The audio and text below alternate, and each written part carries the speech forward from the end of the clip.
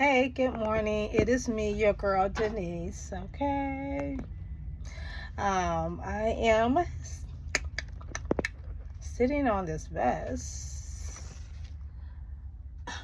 I got little decorations in the bag. You like? I just try to do a little inspiration for my kids. Little affirmation posters that I love to do.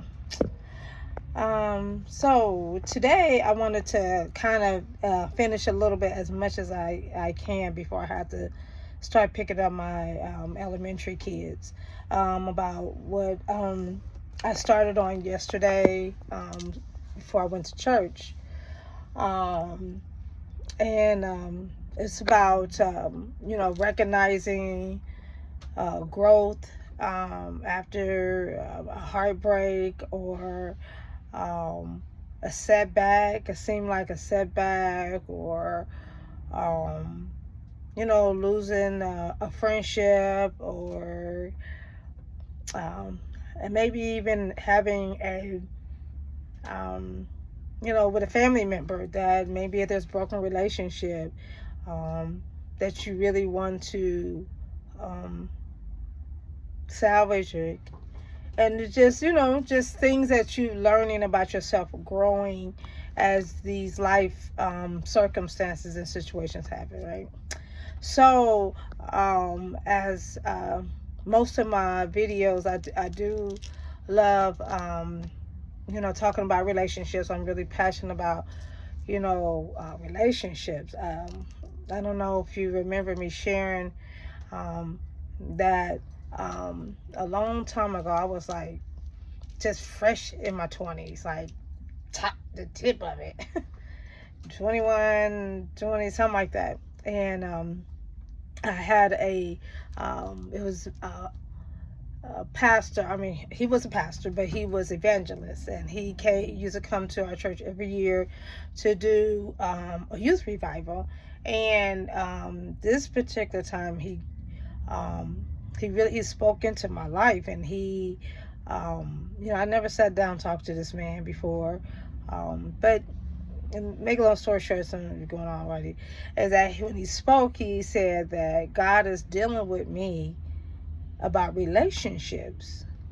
And at that time, I was like, it's only one relationship that I'm, like relationships was only one, because at the time I was married. Young girl, young, you know what I was doing. Anyway, and so I took that, and I took that to heart, and I always thought about it. Every time I was, something was going on in a relationship, whether it's marriage or my family or a friend or a child, God is dealing with me in relationships, right? So that's why I guess I'm so passionate about it. I'm sorry, trying to keep my phone stable. So today I want to continue on what I ended up with on Sunday, about that something that's so real to me. So I might not get a chance to finish all, like I said, just continue later on. I think I have 4 points that I want to make. So I might only get to 2. So recognizing the growth that needs to happen in us after a heartbreak, a disappointment, a painful experience. And I know we all can attest to that we all had some type of painful experience in our life. Keep on breathing. If you haven't, keep on living. You're going to get it. It's going to happen. It's just inevitable. We live in this world, this simple world. So, we're going to go through some painful experiences. So these are the type of pains that it forces you to sit down, to sit still, reflect, and say, I know I have, like, Lord, okay, it took me some time to get to this point, to recognize, to see that that God is growing something in me. Like, Lord, what are you trying to grow in me? It was times I'm ready, God, I'm ready to check out. I want to check out. Nah, this ain't for the girl. But then I had to realize that, okay, I need to, it says that when we fall into diverse temptation, count it all joy, right? Is it joyful when it's happening? Absolutely not. But when you grow and you mature in the Lord, you begin to be in a place where you be thankful that, grateful that you have somebody, you have foundation, you have Christ in your life, you have help while you're going through these hard times. So my first point is acknowledging the wound. Ugh. Wow. That can be a bittersweet pill to swallow. It can be. Acknowledgement. But here's the thing. Heartbreak doesn't just break you. It reveals you. That's something to think about, right? Right. I mean, I know I've been through some stuff, and I was like, Lord, I can't, this is too much, it's too hard, this is painful, I don't want to go. But God start to reveal things about you. Sometimes we want to talk about God, tell God about that person that hurt you. And God is like, no, we're gonna focus on you. And I know God told that to me, because I was like, God, I know you see. And it's like, guys, I see that. I'm gonna take care of that. But we talking about you right now. We're gonna get you together. So it shows you that it shows you what you tolerated, what you ignored, and what you clung to. And sometimes what we afraid to walk away from. That, when I was doing this and I was studying this and I'm thinking about it and writing this, it's like, man, that definitely was me. I tolerate. I tolerate some stuff. I can, but just that don't mean to mistreat me.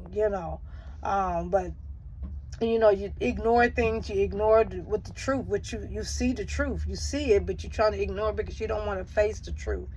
You don't want to face what it really is, because you don't just want to go through it. You just don't want to just deal. It's too much. And you cling to something. You cling to that person that is not healthy for you. That doesn't create a safe place for you. Or that doesn't help bring happiness. They're not there to make you happy, but don't help create happiness within your life. Just that. No, that person that's just bringing you down. This, you want to cling to it because the enemy make you feel like this is it. This is all you got. Ain't nothing else.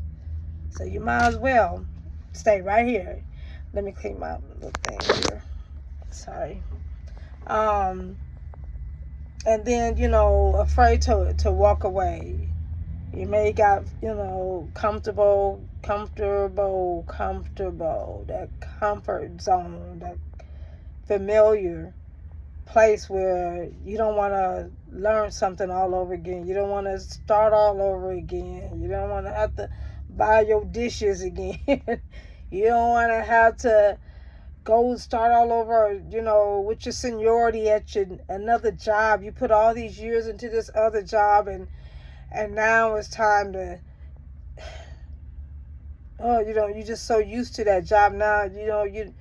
Elevation, I might have to start all over. You got a new city, a new state. You don't know nothing. You don't know nobody. You got to use your GPS.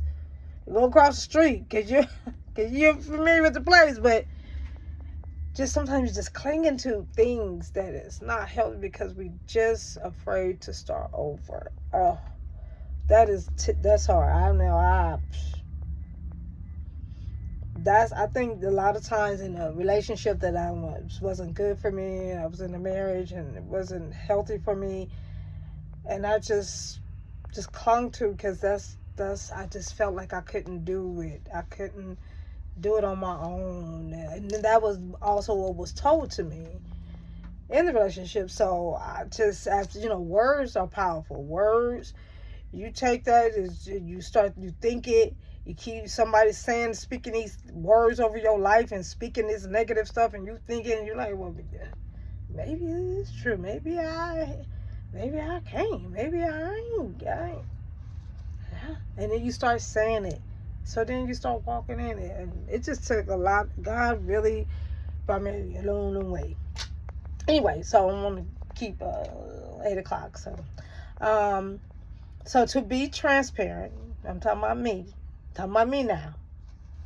I had to face moments where I felt inadequate, unsure, didn't know my self-worth. I just, sometimes you just conform to other people, what they like, I mean, simple stuff like, this is the truth though. I love me some rice, right? I love rice. But then you get in a relationship with somebody and you trying to conform to their ways. You trying to make them have, well, that person don't like rice, so I stop eating rice. I stop eating what I like. I stop being who I was just to satisfy somebody else and not being treated as I should have been. But anyway, I'm going to go through all that. So, negative words, like I just said, negative words from others spoken over me, stuck on me, and it could stick on you. But we have the power to change that. So also for us, that we have to be careful the words that we speak over, our lives and over other people, your children. So, because words have power. They say sticks and stones may break my bones, but words will never hurt me. That's what we said when we was kids. That definitely is not the truth. I remember, my mom used to say, them just words. As I got older and I've learned and going through the things I've gone through and things I've been taught, no, words do carry weight and they do hurt. So anyway, in the moment, in these moments, we try to hold on to relationships that weren't aligned with God's will. We trying to make it God's will, because we don't want to do nothing different, or we don't want to be alone, be alone and, sit down for a minute, get to know yourself, get to know God, get your life together, things like that. So I have to admit that I was afraid to start over at this age. I'm 57. I'll be 58 in January, God's willing. Afraid of missing my chance. Chance in what? Like, all these lies the enemy just be whispering in your ear and just make you, and it take all of that you've been through as a child, and you're coming up in your teenage years and your early adulthood, things that you went through, the mistakes you made, to make you feel that if you leave, you're going to miss out on something. If you let go of something that that is tearing you apart, that you're going to miss out on something. But God reminded me, time is not my enemy. Fear is. The enemy, that's one of his tactics, his schemes. Trying to place fear in you so that you can stay stuck in that muck and mire, that so your feet won't go nowhere, so you won't proceed or make a move. When you make a move, God makes some moves, but we got to move. Faith and works go together, right? So I want to know, have you been through some things that cut deep? I know you have. Maybe your mama said something that you just like your daddy. He wasn't no good. You ain't gonna be no good. Uh, you can't count to 4. That's just dumb, So you're thinking, oh, well, just I must be dumb, or your friends. Somebody may say, "Are you scared? Ain't nothing gonna happen to you if you smoke this little thing. If you take this, you ain't." You're a wimp or whatever it is. There's something that cuts you deep. Some words, you know, people pulling away from you and whatever. So relationships that weren't rooted in Christ, connections that drained you, words that bruised you, broken promises. But that pain has purpose. It has purpose. There's a reason. All things work together for good. For good. God is working those things out for our good. So the time be going by so fast. But these are moments that we are going through. Those awful, ugly words that people that chase you down. You can't see God working it out for good, but He is. And I know I didn't see things clearly.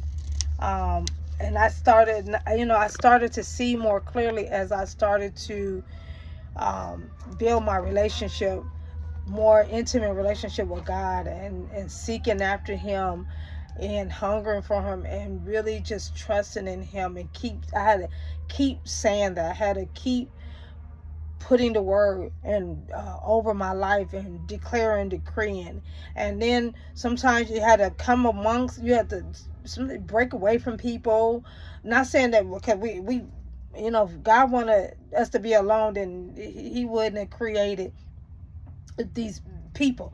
People need people. What I'm saying is, sometimes we want to, call home girl to see what she say, about the situation you in, what she think, and then she don't say that what you think she said. So then you want to go call your cousin and see what tell them your situation, instead of just going to the source, God, so that He can help you work through these situations, work through these problems. He is the ultimate help. So my second one is I'm trying to see what time it is. 8:07. I got a couple more minutes. The second one is recognizing what God is growing.